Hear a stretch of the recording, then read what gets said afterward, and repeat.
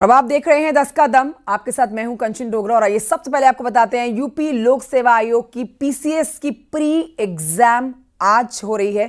Pre examination की प्रक्रिया आज चल रही है। 2 शिफ्ट्स में ये एग्जाम कराए जा रहे हैं। 4 तस्वीरें आपकी टेलीविजन स्क्रीन पर है।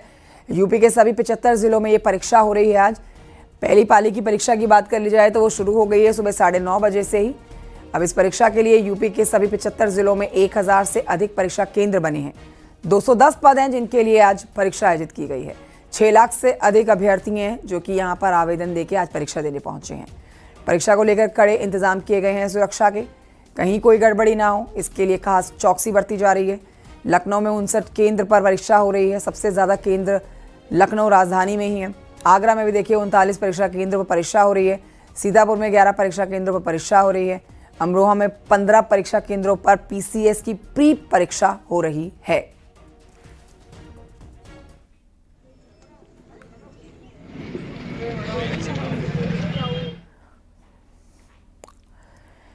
बढ़ते हैं आगे, कुछ और खबरें आप तक पहुंचाते हैं। हरदोई की खबर जानिए जहां से एक हैरान करने वाला मामला सामने आया।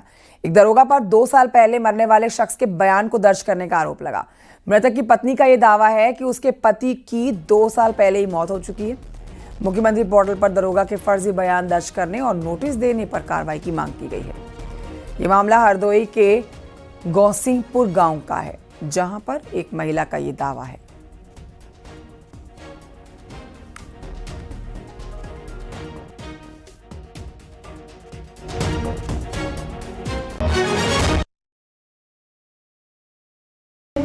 मैं गैसीपुर की रहने वाली हूँ। मेरी समस्या ये है कि मेरी गांव में जो ज़मीन है वो मेरे बच्ची कब्जा कर रहे हैं और हमको जबरन परेशान कर रहे हैं। हमारे घर में आग वाग भी लगाई थी और हमारे पति 30 मई 2023 को एक्सपायर हो गए थे। और जब वहाँ उन्होंने मौके की इंक्वायरी की तो उनका दरोगा जी का कहना है कि मैं इनके पति से मिला हूँ और मतलब मुझे हमारा यही कहना है कि सर हमारी मतलब कायदे से इंक्वायरी हो और हमें न्याय दिलाया जाए और हमारे जो भी बच्चीगढ़ है उनको मतलब सजा दी जाए। और आइए बढ़ते हैं आगे, बागपत की खबर आपको बताते हैं जहां ट्रिपल मर्डर का सनसनीखेज खुलासा हुआ। मौलाना की पत्नी और 2 बेटियों को मौत के घाट उतारा गया है। इस हत्याकांड में नाबालिग आरोपी ने अपना जुर्म कबूल कर लिया है। 2 नाबालिगों के इस हत्याकांड में शामिल होने की जानकारी मिल रही है। खबर के मुताबिक 2 नाबालिग मदरसे के लड़के ही हैं ये जिन्होंने इस ट्रिपल मर्डर की दर्दनाक घटना को अंजाम दिया। दोनों नाबालिग मौलाना की डांट से नाराज थे, जिसके बाद इन्होंने एक खौफनाक कदम उठाया। मौलाना के घर से बाहर जाते ही देखिए 2 नाबालिग बच्चियों को मारा गया। हथौड़े से पीट कर दोनों नाबालिग बच्ची और उनकी मां को मौत के घाट उतार दिया गया। बेहद ही हैरान करने वाला मामला और पूरे इलाके में सनसनी मचा देने वाला मामला पुलिस ने सुलझा दिया। सीसीटीवी के वीडियो को देखने के बाद सीसीटीवी में संदिग्ध नाबालिग दिखा, जिसे पूछा और सख्ती से जब पूछताछ की गई तो उसने अपना गुनाह कबूल कर लिया। 3 तस्वीरें इस घटनाक्रम से जुड़ी आप तक पहुंचा रहे हैं। बहुत ही हैरान करने वाला मामला, भयावह तस्वीरें। मौलाना की पत्नी और 2 नाबालिग बच्चियों को मौत के घाट बेरहमी से उतारा गया है।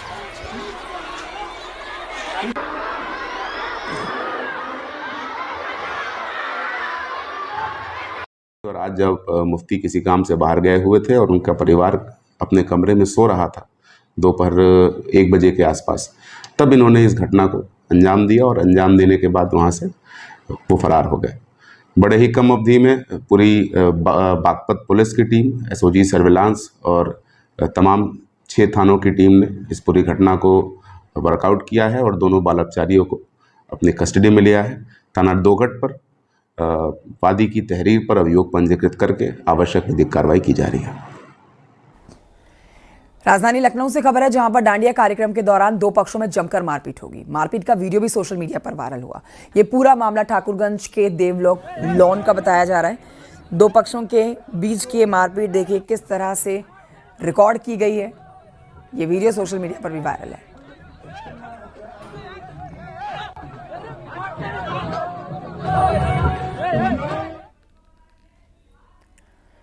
खबर बुलंदशहर से जहां पर थाना चोला क्षेत्र के गांव खानपुर में गोलीकांड की वारदात हुई है। 2 पक्षों के बीच में खूनी संघर्ष हुआ है। आपसी रंजिश के चलते झगड़ा इतना बढ़ गया कि एक पक्ष ने फायरिंग कर दी।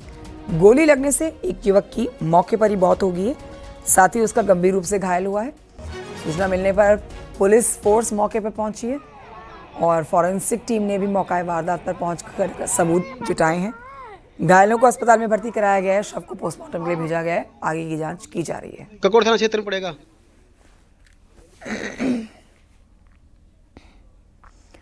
उधर बिजनौर में सरकारी नाले पर कब्जा करने वालों के खिलाफ प्रशासन ने बुलडोजर की कार्रवाई की है।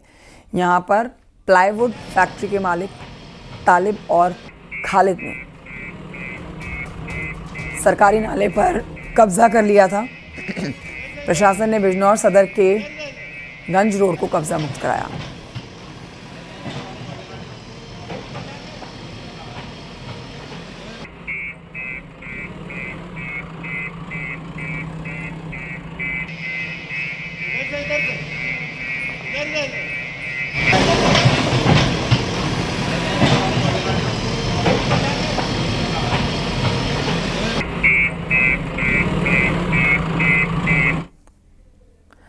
उधर सहारनपुर में पुलिस ने मुठभेड़ में 3 शातिर चोरों को गिरफ्तार किया है। पुलिस की जवाबी कार्रवाई में तीनों बदमाशों के पैर में गोली लगी है।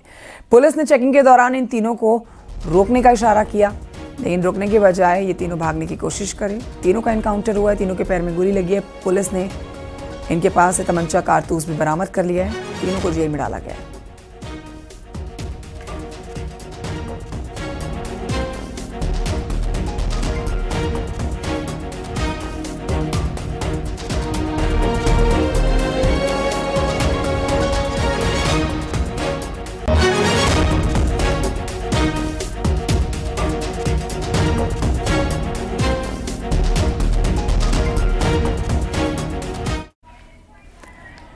उधर उन्नाव से खबर, जहां पुलिस का ऑपरेशन लंगड़ा जारी है। महिला पर हमले की कोशिश और चेन स्नैचिंग करने वाले बदमाश पुलिस ने धर दबोचे हैं। एनकाउंटर में इन्हें पकड़ा गया है। पुलिस की पूछताछ में आरोपी ने बताया कि महिला के भतीजे ने उसे मारने के लिए 5 लाख रुपए दिए थे और ये सुपारी देने के ऊपर ही काम किया जा रहा था।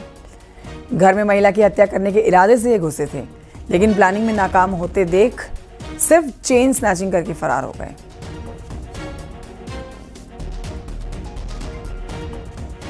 जो कि लखनापुर रोड मोहान की तरफ जाता है, वहाँ से जो रोड जा रही है उस पर हिमसिटी पर इसके अपराधी के होने की सूचना मिली, जिस पर अजगैन पुलिस द्वारा पार्टी बना करके घेराबंदी किया गया। उसने पार्टी पर फायर किया। पुलिस पार्टी पर फायर होने के लक्ष्यार्थ मुठभेड़ में अभियुक्त गिरफ्तार हुआ। अभियुक्त की पहचान राकेश श्रीवास्तव पुत्र शिव प्रकाश श्रीवास्तव, कैथना बेटा खुर्द, थाना भदोखर, जनपद रायबरेली के रूप में हुई। लखनऊ में पुलिस ने गैंगरेप के 2 आरोपियों को गिरफ्तार किया है। आरोपी ललित कश्यप एनकाउंटर में घायल हुआ है। आरोपियों पर दलित लड़की से गैंगरेप का आरोप है। आरोपी ललित चोरी के मामले में जेल भी जा चुका है। पुलिस ने आरोपी के कब्जे से तमंचा कारतूस बरामद किया है। 11वीं की छात्रा के साथ इन्होंने गैंगरेप किया था। चोरी के मुकदमे में जेल जा चुका है। इसके पास से हमको एक 315 बोर का तमंचा एवं कारतूस बरामद हुए हैं। बाइक सवार जो दूसरा व्यक्ति था वो मौके से फरार हो गया है। इसके कोम्बिंग ऑपरेशन करके जल्दी इसकी भी गिरफ्तारी करी जाएगी। साथ ही साथ हमारी एक दूसरी टीम ने इस घटना का जो एक नामजद आरोपी था मिराज, उसको भी स्टेशन के पास से गिरफ्तार कर लिया है। अग्रिम वैधानिक कार्रवाई जारी है। खबर मुजफ्फरनगर से है। बदमाश और पुलिस की टीम के बीच में मुठभेड़ हुई है। पुलिस की जवाबी फायरिंग में बदमाश के पैर में गोली लगी है। बदमाश घायल हुआ है। इसका साथी भी गिरफ्तार कर लिया गया है। तमंचा कारतूस बरामद किया गया है। एक कार भी जब्त की गई है। 12 आपराधिक मुकदमे इन बदमाशों पर दर्ज है। आ जाओ भैया, आ जाओ।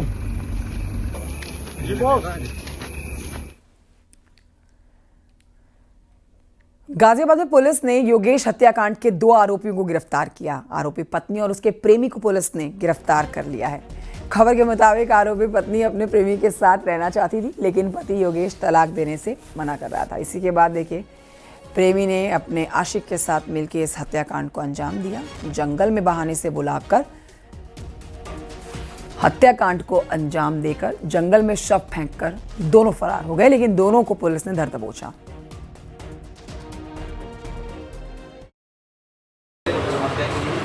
अब जैसा बताया गया है कि कभी बिजनौर इनको कोशिश की गई, कभी जो है साहिबाबाद में बुलाया जाने की कोशिश की गई, तो उन्होंने प्रयास किए थे लेकिन हो नहीं पाया सफल। पुलिस को कैसे पता लगा कि तमाम इन फोटो को पहले हत्या का अंजाम ये इस आशीष के द्वारा ही बताया गया था कि जो है इस तरह से पहले भी इन लोगों ने प्रयास करने की कोशिश की थी पूजा के साथ मिलकर, लेकिन सफल नहीं हो पाए थे।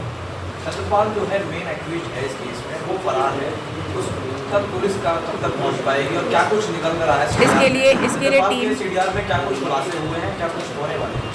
बिल्कुल, इसमें जो है इनके सभी के ही सीडीआर निकाले गए हैं और सीडीआर से भी जो है काफ़ी चीज़ें क्लियर हुई हैं। सीसीटीवी फुटेज भी मिला है उस दिन का जिस दिन ये व्यक्ति उन्हीं कपड़ों में जाता हुआ दिखाई दिया था, क्योंकि जो है वहाँ मौके से सिर्फ इसके कपड़े और इसकी बाइक से ही इसकी आइडेंटिफिकेशन हुई है।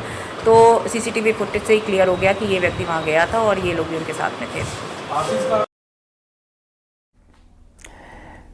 गाजियाबाद के बाद खबर कानपुर से है। पटाखा बनाते वक्त धमाका संचेड़ी इलाके में हुआ है। ये बड़ी जानकारी आपको दे रहे हैं।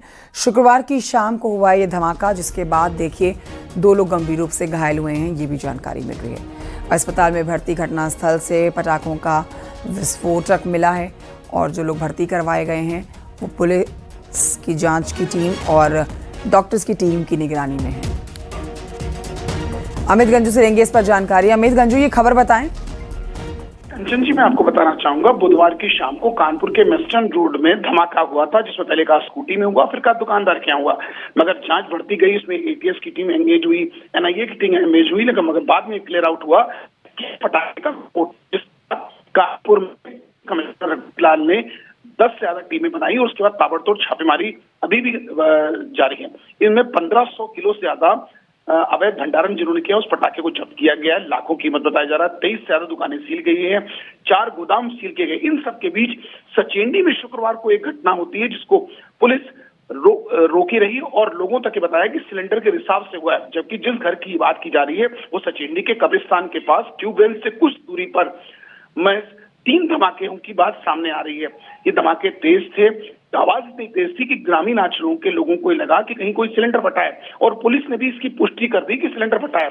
मगर जांच में ना तो सिलेंडर के अवशेष मिले, ना लोहे का कोई ऐसा मिला। मगर बारूद मिलने के बाद पुलिस के भी होश फाख्ता हो गए। लोकल पुलिस ने पुलिस के अधिकारियों को गुमराह करते रही, जिसके बाद पुलिस कमिश्नर क्योंकि इस पर लगातार मॉनिटरिंग कर रहे थे रघुवीर लाल, उन्होंने इस टीम को जब भेजा तो वहां जाके सुतली बम, प्लास्टिक के टुकड़े, जाली के टुकड़े और पॉलिथीन और मौके में स्पॉट मिले हैं, जिससे ये पुष्टि हो रही है कि अकील नाम का व्यक्ति मजार से चंद कदमों की दूरी पर अपने सहयोगियों के साथ मिलकर यहाँ पटाखे का अवैध भंडारण कर रहा था या बना रहा था। ये तो जांच का विषय है। मगर इन सब के बीच अकील की जब हालत बिगड़ी तो आनंद फानन में ग्रामीणों और क्षेत्रीय पुलिस की मदद से उसे उर्सा में भर्ती करा दिया गया।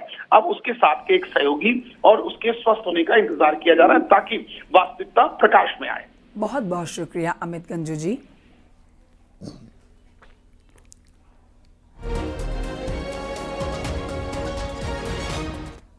खबर कुशीनगर से अगली, जहां पर अवैध पटाखा फैक्ट्री का खुलासा हुआ। अवैध पटाखा बनाने वाले 5 आरोपी भी गिरफ्तार किए गए। 4 महिलाएं शामिल हैं इसमें और करीब 3 लाख रुपए के अवैध पटाखा बरामद किए गए। 48 किलो बारूद, उपकरण और सामग्री भी यहां पर जब्त की गई है। दीपावली और छठ को ऐसे त्योहारों पर ये पटाखे बेचने की तैयारी थी। आरोपियों पर बीएनएस के तहत मुकदमा दर्ज करके पडरौना कोतवाली पुलिस ने बड़ी कार्रवाई की है।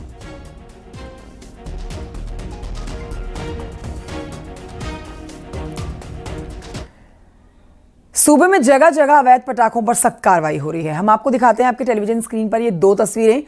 तस्वीर एक हरदोई की है और दूसरी इटावा की है। दोनों ही जगहों पर देखिए अवैध पटाखे जो जब्त किए गए हैं वो 125 किलो बताए जा रहे हैं। हरदोई पर आप जानकारी लीजिए पहले, जहां पर पुलिस कॉस्मेटिक दुकान पर छापेमारी करने पहुंची। 1.25 क्विंटल से ज्यादा पटाखे यहां बरामद किए गए। दुकानदार के लाइसेंस ना दिखा पाने पर पुलिस ने आरोपियों पर मुकदमा भी दर्ज किया। आरोपी दुकानदार को गिरफ्तार कर लिए गए। दूसरी तस्वीर इटावा की आपके सामने है। बकेवर पुलिस ने अवैध पटाखों के साथ एक युवक को भी गिरफ्तार किया है।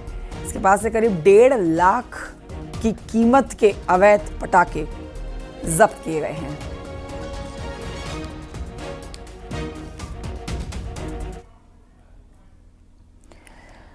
प्रदेश को प्रदूषण मुक्त करने के लिए योगी सरकार ने सख्त कदम उठाए हैं। सीएम योगी ने पराली जलाने की घटनाओं को 0 करने के निर्देश दिए हैं। पराली जलाने पर 2,500 से 15,000 रुपए तक का जुर्माना लगेगा। सीएम योगी ने अधिकारियों को सैटेलाइट से निगरानी के निर्देश दिए हैं। पराली जलाने की घटनाओं को रोकने के लिए प्रत्येक 50 से 100 किसानों पर नोडल अधिकारियों की भी नियुक्ति कर डाली गई है।